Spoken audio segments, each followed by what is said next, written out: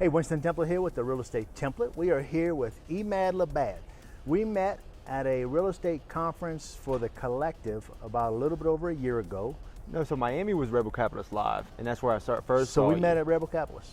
I first saw you there I don't know where we met, but as a collective member, and I was inquiring about becoming a collective member, and then our first the event was in Mexico. was Mexico. Yeah. So we've known each other a little bit over a year, and he's part of the collective group, which I'm part of, which is a group of high net worth individuals that meet together once a quarter, and we talk about what's going on in the economy, what's going on in our different fields that we're in, better ways to make money than what we got right now, huge relationship building opportunities, which has been our key thing really, is the opportunity to meet people that do what we do and watch other investors be successful. So it's really been a cool ride so far. I mean, more than cool. It's been tremendous. I agree. And I would encourage that to anybody. If you're not a part of any real estate group or anything like that, we'll talk a little bit more throughout this about that. But basically, introduce yourself. Tell us where you come from. Tell us how you got here. So I'm Emad Lubbad. I'm 35 years old. I'm based out of the Raleigh, Durham, North Carolina area. Been in the restaurant industry my entire life. I was raised in there. My family's refugees of war. 1990s when we evacuated Kuwait, and we moved to the Raleigh, Durham area, and we started our lives there. And as I listen to your story, it brings me back to Patrick David Bett also. Exactly. Refugee and huge success. First generation in this country that was born in this country or came over. And we live here our whole lives and can't make it happen, but y'all come as a refugee and you want it so bad that it just happens. So I didn't mean to get you off the track. So anyway, you come over with your family. You're right. As a refugee. You're exactly right. When you have nothing, the only way you can do is look up, and inspire to be better, and try to provide a better life for yourself, for your children, or whoever. And that's what life's all about. I agree. And what better land to do it in? The best country in the world, best land in the world. So y'all come to this country in 1990, and took about. So we lived, in Section 8. We didn't have much of anything. Parents barely spoke English. I had 3 older siblings that were trying to get into school and all that. I was young. I was about 4 years old. And a couple years went by, and my dad got compensated, after the war was all settled and everything, got compensated for the house and the car and whatever he had in the bank. And he took all that and just put it directly into a restaurant. And so my parents opened this restaurant in Durham, North Carolina, near Duke University. A barbecue place? No, it was a Mediterranean, American, and Greek cuisine. Mediterranean, American, and Greek restaurant. Just a small little 1,000 square foot, 1,100 square foot shop, and just try to make a better life for their children, and work their tails off every single day. I mean, constantly. And my earliest memories is bussing tables and cleaning up and trying to, I guess, do what I'm told and help with the family business, and really made you appreciate hard work and what growth is and all that. And yeah, it was many years of struggling to try to recoup that investment. And then the restaurant industry is not the easiest thing to jump into, but I didn't make that decision. It's not the easiest thing to jump into, but so I owned a restaurant service company for 30 years. And sold it in 2019. And I'm going to tell you, that is a hard business. I can't tell you how many people I saw that came into business and a year later they were out of business, and they came into business. I mean, for y'all to have been successful with it, that's just, it is a very low statistic. It was a 99 or 98% failure rate. In the first year, yeah. Yeah, so. It's a huge failure rate. And then now we're at the second generation stage. Mm-hmm. And that's a 75% failure rate. Yeah, my daughter's going to college right now. She's going to probably not work in the field. She's going to college for it too. And it's such a disappointment, but that is a very high statistic that a lot of people that get out never do what they did. So there's just this dream that everyone sells you. Oh, you got to go to college to get a better job, and all this dream that they sell you. But make better money, right? Yeah, but that's when the average plumber makes more money than the average college person makes. I know more blue collar millionaires than I do education billionaires. Yeah, yeah, yeah. And my daughter was talking to me yesterday or day before yesterday, and I was talking to her about school, and I'm always trying to talk her to quit. I'm always trying to talk her out of quitting, and she won't quit. And she said, "I'm going to learn." I said, "None of your professors are rich. None of your professors have money. None of your professors are successful. All your professors can do is teach. They can't teach you what I do. And if you're going to come work for me, then just freaking come work for me. Why do you need to go to school first?" Exactly. You know, and I'm gonna unteach you everything they do teach you, and then there's probably some bad crap they're gonna put into you I can't get out with a crowbar. You know. Well, it's like, you know, Robert Kiyosaki says, you know, your business professor, does he even operate a business? Does he run a business? Never. And my dad went to college when he was 60, and he was taking they had a history class, and they had one thing on it on the Vietnam War. My dad's a Vietnam veteran, and my dad's like, "That ain't what happened." That's exactly what happened. He said, "No." He said, "I was at that battle. That is not what happened. That has nothing. You were way out of line." And he wound up quitting all of college. He said that proved to me that what they teach you is not the truth, because they teach you what they want you to think about the Vietnam War. They don't teach you the Vietnam War. And the soldiers that were there will tell you a different story than the people that live in this country that were brainwashed by the news media. It's all by design. Yeah. It's all by design to teach you to be just another role player, another taxpayer. Yeah. You know, in this system, this machine that they've built. Okay, so we digress. If you didn't like that part, you could have fast forwarded through it, but we're going to get back to who Emad is. So you got out of college. I was working for different larger, big restaurants, big, you know, high-end 5-star restaurants. So you said Roof Chris and places like that? Yeah, and that's similar, and then grew within those companies, and they saw what my parents had instilled in me, which was hard work. And so, of course, they exploited that. That's an abusive environment. I've watched restaurant managers. I used to love hiring restaurant managers because they were so ill-treated as a restaurant manager. I could hire them as an employee, and man, they would excel in every freaking area. If they were successful in that industry, they would excel at anything I gave them, because even I could hire them as a maintenance technician. I could hire them as an operations manager. I could hire them for sales. I could hire them for anything, and they could do it. Yes. And if you work in a restaurant, you're a different type of breed. You can do what we're talking about here for sure. So after that, so the opportunity arose. I'm the youngest of 4 children, and my father was kind of over it. He's done. You know, he put in about 20 years of this restaurant industry, and he's all about being contented. So your dad's first he comes here as a man. He's 40 years old. You said 2 years into it he started his restaurant? 45 years old. Was it 2 years into being here he started his restaurant? 2 years into so they're living in Section 8 housing when they get there. They got nothing. They're an immigrant coming to our country with nothing. 2 years afterwards, his dad's stepping out on a limb trying to start his own restaurant because he wants to be more than what he is, living where he is, doing better than what he's doing. And he does that and is successful about it. And we as Americans use every excuse in the world why we can't be successful. I guess part of that reason is because nobody gave your dad anything. Your dad just had to work his ass off and go get it. And from day one, he was born in 1948 in Jerusalem in the middle of a holy war, and he's Palestinian. Yeah. So they didn't have a home, they didn't have anything. And he made it out on scholarship to go to Saudi Arabia to go to high school. Wow. And just out of just hard work and trying to be scoring as best he could.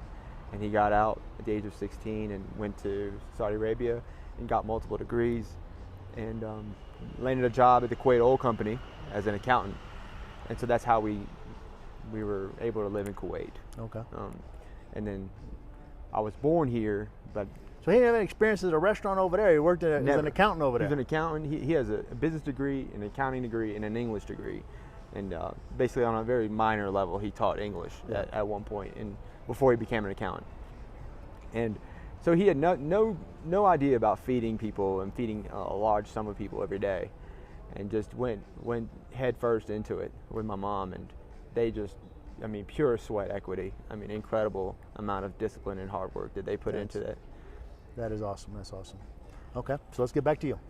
So I'm the youngest son, and the opportunity arose to take over the business. And so I jumped in. I signed where I'm part of a triple net lease with my father now, and I sold my first car, only car I ever had. I sold it so that I could buy into the restaurant. So Daddy didn't give it to you for free? Nothing. I still pay him every month till this day. It used to piss me off when people would tell me, you own this business because your dad gave it to him. My dad ain't never given me nothing, trust me. And then I get a lot of that. I get a lot of that from a lot of people because they see now 11 years later, I'm starting to be successful based on what I put into the business. And they're like, well, your daddy just gave it to you. My daddy didn't give me anything. I still pay him monthly, and I pay him a royalty on top of that. Yep. So I'm earning my stay here. If I don't perform, I don't get to stay. You know, if he would have just gave me the keys and said, here you go, that place would have been closed within 6 days. I agree. Not 11 years later. I agree. And it's performing That's my better. biggest fear with my kids coming into my business. I don't want to give it to them. I just don't want to give it to you. I want you to earn it. I want you to at least know. I don't care what other people say. I want you to know that you earned it.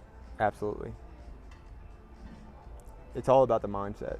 All right, so yeah, 11 years later, here we are. Why did you join the collective? I joined the collective because I wanted to grow as a human being and to just pull back that cap that I had on my subconscious, on my potential, and really just say, hey, if I put myself in a room full of high-performing people that see the world generally the way I do, and they're doing it every single day, there's only way I can go is up, only growth. And it's been a tremendous amount of growth. In only 365, I've changed so many aspects of my existence. It's incredible. So I met you at Rebel Capitalist. What brought you to Rebel Capitalist? Same thing? yeah, just listening. I'm literally working 90, 100 hours. If you don't know what Rebel Capitalist is, it's George Gammon does a podcast, and he does a YouTube channel called The Rebel Capitalist. He talks a lot about the economy and things that are going on in the economy and what we can expect that's going on in our country. And it just gives us as entrepreneurs a gauge on how to invest as we're moving forward. What do we expect with interest rates? What do we expect with this? What is the government going to do? Or what do we, he spends tremendous amounts of time in investing his time into delivering us great information, and we're able to use that information, and we don't have to spend 40 hours a week trying to do what he's doing for us for free. Exactly. So that was what the Rebel Capitalist event was, plus his podcast and all. Sorry about that. So we went to the event. Well, initially it was like the Rich Dad Poor Dad book, and learning that, listening to that, literally working 90 hours, 100 hours a week with headphones and listening to audiobooks, trying to learn something, trying to be more than what just making a sandwich. So we do monthly phone calls with either Jason Hartman or Ken McElroy or George Gammon, and on those monthly calls, when Emad pops in on the call, he's working in his kitchen. He's always working in his kitchen. He's always got his ear pods in, listening and talking to us through that, and never you just don't miss a beat. You're still producing. Yeah, and people make excuses. When you make excuses and you put these caps on yourself, you've done it to yourself. And that is an American thing. Everybody's failure is because of somebody else. Somebody else didn't do this for me. Somebody else didn't do this for me. Nobody gave me this. And excuses are tools of incompetence that are built on monuments of nothingness. Those who specialize in them seldom do anything less. Can you say that again? Excuses are tools of incompetence that are built on monuments of nothingness. Those who specialize in them seldom do anything less. I like it. And I agree with it, 100%. Yeah. I mean, you are your own crutch. Get up off your ass, go do something, stimulate your surroundings, provide a service to your community. Try to do something positive. So you're in this restaurant for 11 years. You've owned it now. Yes. And it's been successfully growing more and more. Now, you told me, we talked about a month ago, and you told me you was looking at a contract on a cafeteria, right? So I'm working on a contract to feed 1,000 people a day, and they're building a brand new 30,000 square foot kitchen.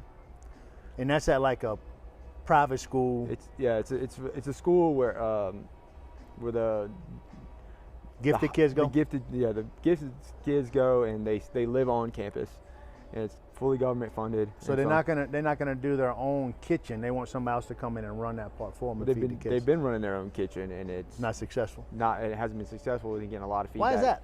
because, well, they're not even government funded. I was going to say the government can't do anything right that's successful, but that's even private schools and stuff. They just, The food is terrible. the people that run it, most of the time are not business people. Exactly. And you know, I see that in our city politics. I see that in our government. I see that in schools and different things. They are not, I mean, most of the people on the school board are housewives and house dads that, I mean, they don't know anything about building that. And I'm not discounting the moms and dads or any of that. I'm just saying that if you want something to be successful, you have to put people in positions that have been successful in those positions, and they can be successful in that position. I mean, we got a mayor. Most of our city council at the city that I live in are just retired people that have never done anything but work for somebody else in a union job their whole life. But the city isn't successful, and nor will it ever be successful as long as that's the people that we bring in to run our city. It'll never be successful. And no matter what you tell them, you can't convince them. They just don't see it. Mm-hmm. But, all right, so you got 11,000 students a day plus your restaurant. That's a huge jump. But also, you own a rental property right now. What do you own? We own 4 doors. We bought it during the pandemic. Okay. And we got a 30-year fixed loan on it. I took advantage of my wife's VA loan, and put a down payment on it because our debt to income was nowhere near where it needed to be.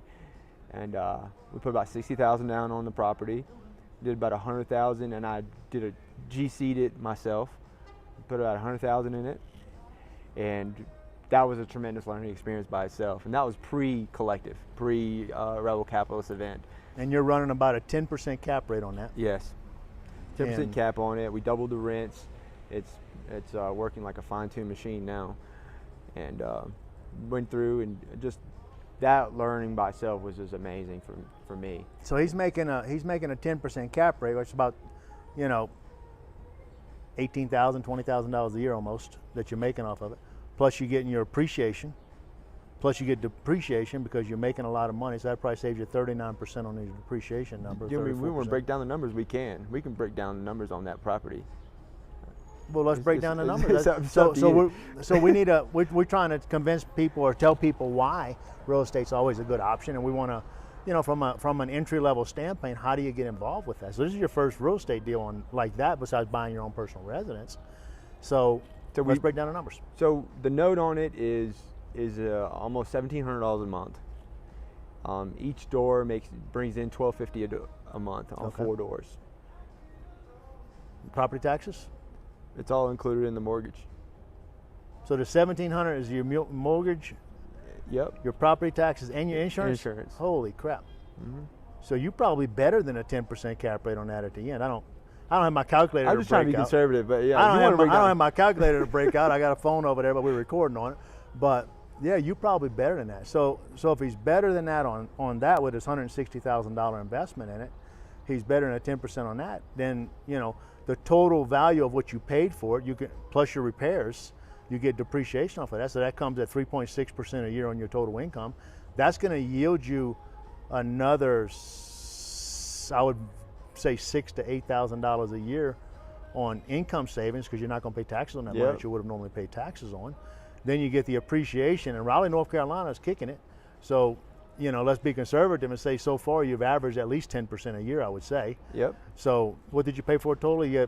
Or not, that don't even matter what you paid for when we're talking about appreciation. Yeah. Appreciation goes off of what it was worth when you finished your rehab.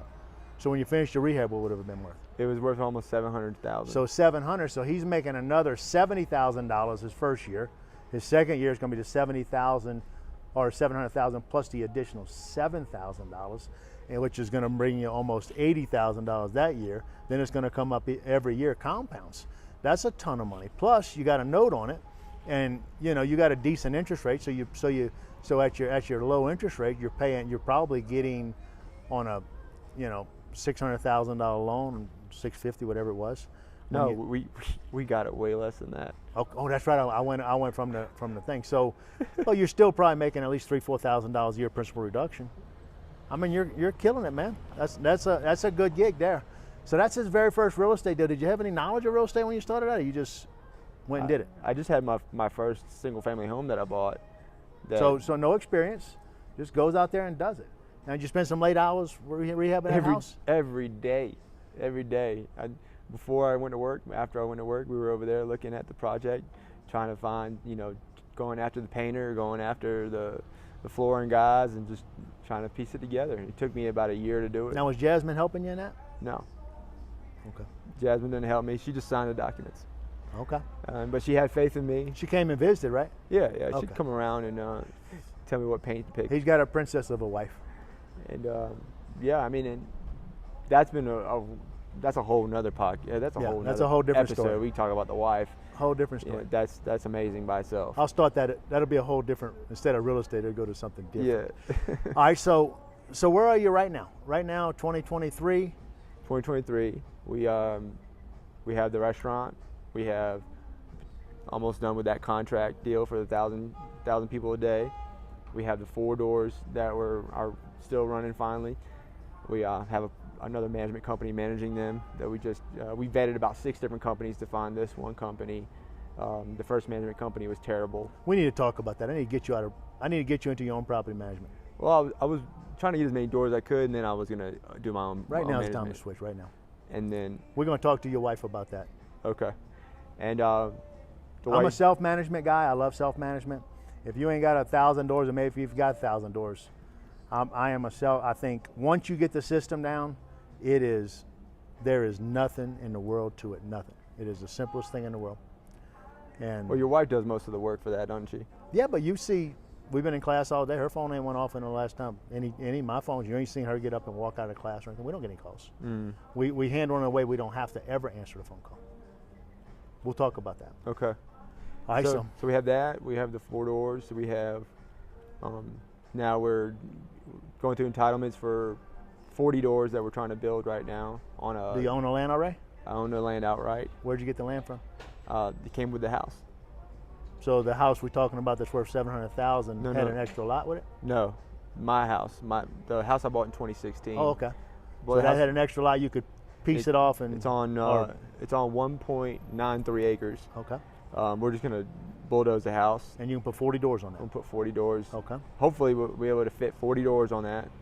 We're still going through dealing with the city and all that with the engineers. So where'd you get this idea of doing a land development deal on it?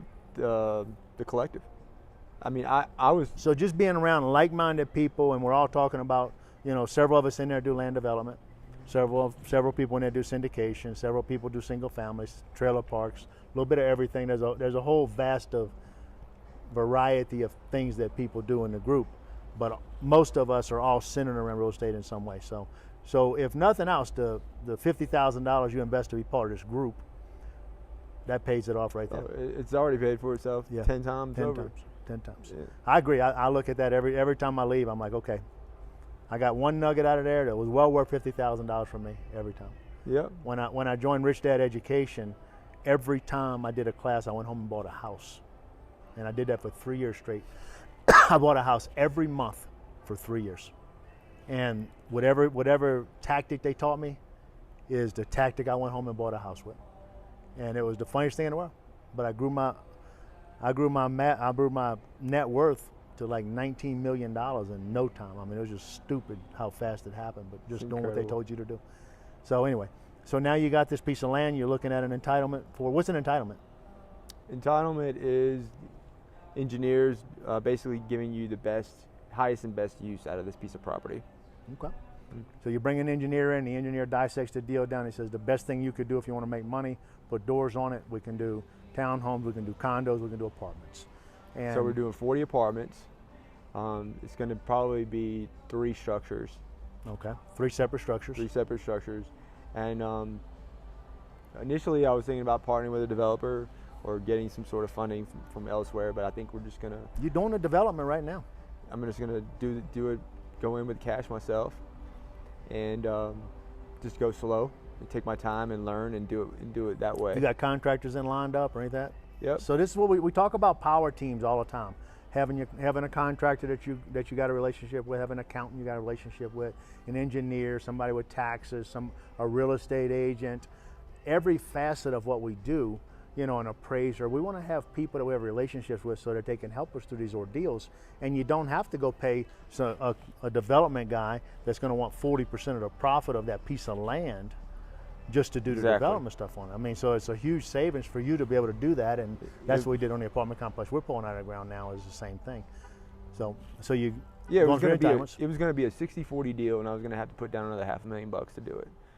You know, and it would, yeah, granted it would have been done faster, but that would only, you know, it's not enough. I don't have enough skin in the game the way I want it. But in the end, that engineer is going to have, you know, 3 weeks worth of work invested in the deal total, and he wants 40% of the deal. You know, that's just crazy numbers. It's crazy numbers. And now, if somebody's broke and somebody can't afford to do it or just don't have the courage to go do it, because I don't think it's the talent, I think it's just the courage to go do it. Yeah, it's mindset. Then they'll do it. A lot of this is mindset, though, right? All of it's mindset. Most of it is mindset and applying yourself. I mean, that's all it is. It's just really changing how you view certain things and how you view yourself and just growing. Well, and I mean, so yeah, I'll build 40 doors, and so you got potentially, you know, if it's fully occupied, you got $80,000 a month right there. So many of you watching this video are still wanting to get in the door, or get in the game of real estate investing, but you still haven't pulled the trigger, and you're still stuck in that world of I can't do that, or I don't know enough, or I need a few more classes, I need to talk to a few more people. There's 1,000 reasons of why you aren't moving forward. But we're sitting here talking to Emad. Emad's telling us what he's done. How can you listen to this man and still have your excuses of why you can't do it? I mean, he had everything in the world against him to stop him from doing it, to hold him back, and every excuse. If anybody around here can make up an excuse of why they're not successful, you could make up an excuse. Mm-hmm. You could just throw it all out there. This is why I ain't. I'm a refugee, I'm this, I'm that, you know. Yeah. And, you know, it's, well, the world ain't friendly enough for me. What religion are you? I'm Muslim. So you Muslim, I'm Christian. Mm-hmm. Look at that, and we don't even hate each other. We don't even hate each other. Ain't that amazing? You know, if we were on a news media, they wouldn't even let us talk to each other probably, because we got to be enemies. You know, nobody can be friends. Nobody can, I mean, I hate that part of our country right now. The fact that if you're black or you're white or you're Mexican or you're Asian, if you're Arabian, whatever. Who allowed this Muslim to fly in a day early to Nashville, Tennessee, and spend the day with you? And you were so gracious, and you took me along, and you showed me your entire portfolio. I don't care. I don't care what religion you are. You know, we gotta. It's kind of like, you know, growing up. I didn't grow up in a religious family. I became religious after I did. Now I don't go to church anywhere now because I've been burnt so many times by church. I just stay away from it. But anyway, my beliefs. That's a whole nother podcast. Yeah, that's a whole different podcast. But my beliefs are intact. My beliefs did not dwindle at all. But I look at this, and you know, I'm looking at if somebody's gay. Well, in the Christian world, if they're gay, you got to shun them. You can't be friends with them. You can't do this. Why? It's just a person. You know, it doesn't make them not a man. Doesn't make them not a woman. I really don't have time for a bunch of freaking enemies. I don't need that garbage. You know, I love our relationship. I love the fact that you'll reach out and call me in the middle between everything, and you don't need anything. You just call in to chit chat. Hey man, what's up? I just want to hear your voice. Just want to talk to you. And he did. He called me the other day and he said, I just want to hear your voice. And what, you know, that kind of makes me a little bit emotional for somebody just to even say that. I just want to hear your voice. You know, and that's awesome, and I love that. Well, I value you as a human being, and your soul. I don't care about, you know, all the other stuff just comes naturally. Yeah. All the other growth and learning and stuff that comes out of your mouth, you don't really realize how much knowledge and wisdom you're given by just freely flowing and talking to me on the phone. But that just comes with the unsolicited friendship that we built with each other. You know? I appreciate that. Yeah. So you're going to build these 40 units, and I'm excited because we're going to go down there and visit that project for sure. And I'll take y'all with me when we go visit that, and we'll do some filming on it, check it out, see what's going on. What's the next phase of your life? So now I'm looking at land acquisition. We're looking at water right acquisition. Now, ever since yesterday's presentation. Do y'all have that in Raleigh? I'm going to look all over North Carolina. I'm just going to. I don't know that. Does North Carolina have restrictions on water? I have no idea. I got to do my homework. I don't think that. We did one of the speakers yesterday was talking about water rights here we're in Utah, Park City, Utah. That they have water rights. You can buy a piece of property, but if you don't have water rights, you can't do nothing with it. You know, so I don't think North Carolina has water rights, but a lot of stuff out west has water rights. And that used to be a big thing. I think it's not as much as it was, but out this way it is. It definitely is.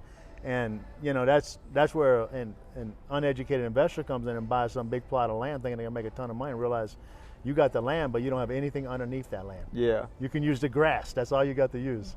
So I'm looking at acquiring everything underneath the land. Yeah, it's a cool concept. And so we're looking at land acquisition because my dream is to build a custom built home for my wife and I to raise some children, and I'm looking at probably around 15 acres or so that I want to buy, and then also looking at sub 2s left, right, and center anywhere we can. Right now, that's going to be the new thing because there's so much debt, sub 4% debt out here in the nation. So we're looking at So explain that a little bit. So most of the nation's locked in a 30-year fixed sub 3% debt, and they're not going to give that up. But we can't get that debt anymore. So the prize here is the 30-year fixed debt on that low note. So what we're trying to do is say, hey, people are in a certain situation, they have to move, they lost their job, whatever, and instead of ruining their credit and getting their house foreclosed on or whatever, we come in and we do a subject to, and we take over their loan, and we get the benefit of that low debt, and then we can come in and revamp the property and get it to perform the way we want it to perform. Jason Hartman did a podcast on subject to a couple of weeks ago. If you haven't listened to that, you need to listen to it. It's a 2-part podcast. It was a great podcast. This guy talking about subject to, and I can find it because I sent it to my wife. I'll find it and I'll send it to you. Okay. But so what he's talking about is if somebody's got a 3% mortgage out there, they bought their house and they overpaid for their house because the mortgages were so cheap and all of the home prices were going up. Well, now those home prices are kind of coming down a little bit in those areas like that, and they're not able to sell it for the same exact money they paid for it. So they don't want to sell, and if they sell it, they're going to take a little bit of a beating on that, and then when they go buy another house, instead of getting a 3% mortgage, they're going to get a 7% mortgage. And that's going to make their note be at least twice, 2.5 times more than what it is now. And in doing that, what Emad's talking about is I can go in and I can offer to buy it with a subject to. So he can do a complete contract on it, even so much as move the property into his name. They hold the mortgage still. They can get full dollar for it because at 3%, he can say, hey, I'll do this for you for the next 5 years, and then I will pay the note every month, and then I can buy the house from you, give you what you want for the house, and I will do a cash out refi after the 5 years and get your name off of the note. And that works. The only instance that they run into trouble with that is whenever those people go to buy another house and need to get a mortgage and they don't have the debt to income ratio, it messes them up. So that could make it go a little bit faster for you have to do it. But if you're doing that deal out the gate, then they got to have that plan intact before you close on the deal. But that is the way to buy a house now and still buy into that 3% mortgage or 4% mortgage and come out on top as far as you give them more money for the house, or you give them what they want for the house. They're not taking a beating on, they're not taking any on the depreciation, cash. yeah. But what they're also not doing is, let's say they owe $600,000 for the house, but they want $800,000 house for the house.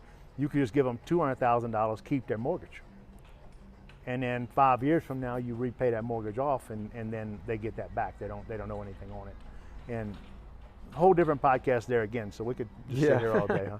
But anyway, so you're looking to do some subject to. So looking at subject twos, we're looking at Class C properties.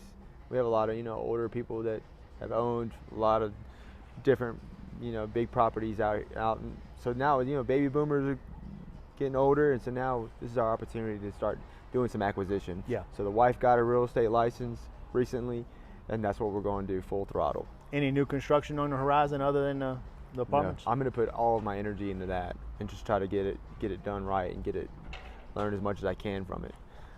Well, why don't you take and try and maybe buy a lot and build a house in the next 12 months? Buy a lot, build your first house. That will put you ahead of the game when you start on the apartments. I mean, you could. Liquidity is the do issue. that. Liquidity is the issue there. Because I'm LP in a few deals right now, and so I'm trying to cash pour right now. So I'm trying to make sure that I get a return on some of these things and button those things up, and then of course If you have 12 months in between, by the time you get paid off from you're in 3 different deals right now with other people as a limited partner. So, but once 1 or 2 of them pay off, Exactly. then take that money and reinvest that money into building your house and do it with cash. That way you just do it. You know, which nothing says you couldn't go to the bank and do it. You know, Vincent, you could talk to Vincent about, hey, I want to do this right here. What can we do? But that would be a great thing to roll a new construction house out that you could hold it or rent it. Either way, you could do a cash out refi at the end of it and take that money and invest it into your apartment complex. But that'd be a cool experience to get the experience of building something before you go build something big. Agreed. So it might not be a bad idea. Mm-hmm. So for the people in the group here, most of the people that are watching us some are investors, some are not investors. Everybody's wanting to be a real estate investor. Any advice you can give them? Anything you can help them to understand? Advice what to do on real estate, and you know how to get started in life. I mean, just so we got a lot of people that may be 20 years old and they want, you know, their whole thing is I want to be rich. Yeah. Which I don't think that needs to be your mindset. Your mindset needs to be I want to be successful. What does that mean? You know, success will bring you to rich eventually, but you can be successful and still be poor, and then work your way to being rich from that right there. But it's all in stages. You can't focus on the dollar. You know, it's like we pray to this dollar, this almighty dollar, but you can't. It's just a tool, and the sooner you learn that this is just a tool to make me do certain things and put things in motion, that's how you have to view it. And so the first step is work hard, put your money together, and jump into something. And don't be afraid to fail, don't be afraid to learn, and just grow from there. Failure is evident. Absolutely. Embrace it. So you said something when we first started. You said that you are here at this collective event to grow. You said you went to the Rebel Capitalist where we met the first time to grow. And really, education is what you're talking about in your growth in education and how to do what you do. Really, that's everything in success. I mean, whenever you go out and build a house, it's not for the money, it's for the education. It's for it's you got this degree of success you're trying to maintain, but you got to educate yourself to step that success up in every aspect. You go to one level, then you plateau. You can't go up above it until you get more education. And the education comes up here. You're still down here. You know what you need to do now, and it takes you a couple years to get up here, and then you got to re-educate and re-educate and re-educate. It's a never-ending thing. But I like that philosophy right there. It's about I got to educate myself to get to that next level. I want to be successful, and it doesn't all just happen. It doesn't happen overnight. It takes years of hard work, humility, discipline, and just put yourself out and putting yourself out there. Make yourself vulnerable. Open yourself up to learning. Open yourself up to being around hard men like this so that you can learn a thing or two. You know, in this collective group by itself, for example, I'm probably one of the youngest, we're probably one of the youngest couples at the group. And then we have a 75-year-old land developer. Mm-hmm. You know, there's the amount of the age gap and the amount of people that is tremendous, and the backgrounds and all the different people and all the stories that everyone has and all the things that they've been through in their life. That's where you learn. And they're all just here. They're just here to give back to people and help make people successful, help make people better. And I mean, it is the most awesome world. I mean, I love the world of this type of education stuff because I have never stepped in a room since I've been with Rich Dad Education or since I've been with the collective or groups like that. You never step in a room a stranger. You never step in a room where people shun you. You're never an outcast. If I go to one of Jason Hartman's event, the first one I ever went to, I mean, it was incredible how the staff treated me, how the people treated me, how everybody just blended right in. I mean, it's just the coolest environment in the world. You feel accepted everywhere. The thing is like there's a price, right? There's always a price tag on any of these things, correct? But the price is meant to deter the people that aren't. They're calling your bluff. It's essentially what they're doing. Okay, put your money where your mouth is. You want to grow, you want to learn. We're offering you this XYZ. Drop that money down. Yep. Drop that money down. Let me see what you're about. Because when you walk into that door, because George, Ken, Jason, they're not getting anything out of this. You know, not one of them guys have a college education either. No. Well, actually, Ken does. Ken graduated from college. He did go to college, but the other two did not. And besides the point, they're not here. They're not making any money. They're here to give back. Yeah. They're taking time out of their days, out of their businesses, flying over here, spending X amount of days with us because they see the potential and they see what they're doing. Yeah.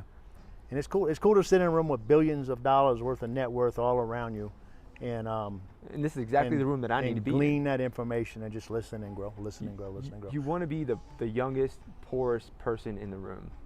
That's where you grow the most. I agree. I agree. Any closing statements? Just hone in on yourself as a human being. Humility, discipline, and vision. You have to have that vision. You have to stick to it. Break down your budget. Hey, I make X amount of dollars. Break it all down. This is what I pay out every month. What can I shave? What fat can I shave off this budget so that I can put some money away and start creating a better life for myself? Sacrifice, sacrifice, sacrifice. It takes a lot of courage and it takes a lot of sacrifice, but we both telling you right now, anybody can do what we do. Anybody can be successful. How bad do you want it is the question. Are you willing to sacrifice a little happiness in your 20s and your 30s? Maybe even all the way into your 40s to get to be 50 years old and never worry about a single thing in your life ever again? What's that worth to you?